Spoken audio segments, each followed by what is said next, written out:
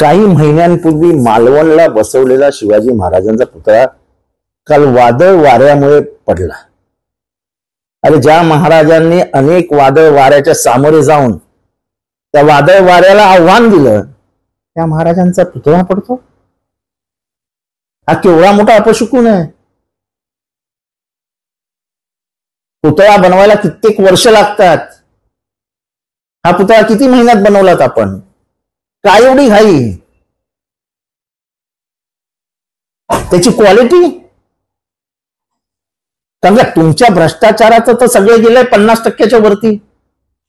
या पुतळ्यामध्येही तुम्ही 50% घेतले असणार। आला पुतळा खाली, अजूनपर्यंत तुम्ही महाराष्ट्राची किंवा महाराजांची माफी मागितलेली नाही। आमच्यासारख्यांच्या डोळ्यातनं अश्रू येत आहेत। महाराजांचा पुतळा पडतो, महाराजांचा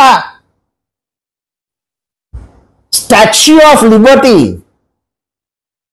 1886 साली अमेरिकेत लागला, अजून हल्ला पण नाही। हल्ला तिथे काय वादळ वारा येत नाही का? अरे थोडी तरी लाज।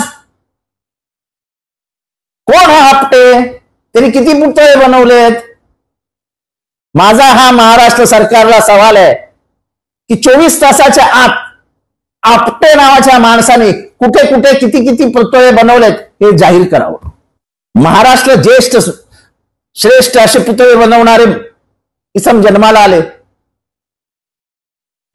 त्यांना विसरलो। हा आपटे शोधून आणला। आपटे ज्यांनी एक पुतळा नाही बनवला आजपर्यंत, एक। तो म्हणतो काहीतरी मी 3D केलं, अमुक केलं, तमुक केलं आणि पटकन बनवून दिला। त्यांना घाईनी हवा होता।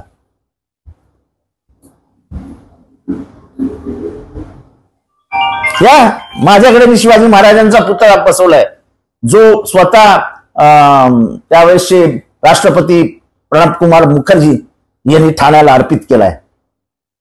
या बघायला काय करताय, काय सत्ताधाऱ्यांनो काय करताय काय? टक्केवारीच्या नादात महाराजांचा पुतळा पडतो, याच्यासारखी शर्मेची बाब नाही। आणि म्हणून मी महाराष्ट्र विकास आघाडीच्या तमाम कार्यकर्त्यांना, एवढंच नाही तर सर्व शिवप्रेमींना आवाहन करतोय की उद्या 12 ते 1च्या मध्ये आपण सगळ्यांनी जिथे असेल तिथे शिवरायांच्या पुतळ्यावर दुग्धाभिषेक करावा आणि हात जोडून शिवरायांची माफी मागावी। हात जोडून की आमच्या सरकारकडनं चूक झाली, ते माफी न मागत नाही, पण आम्ही महाराष्ट्राच्या वतीने तुमची माफी मागतो। आम्हाला माफ करा, खरंच आम्हाला माफ करा।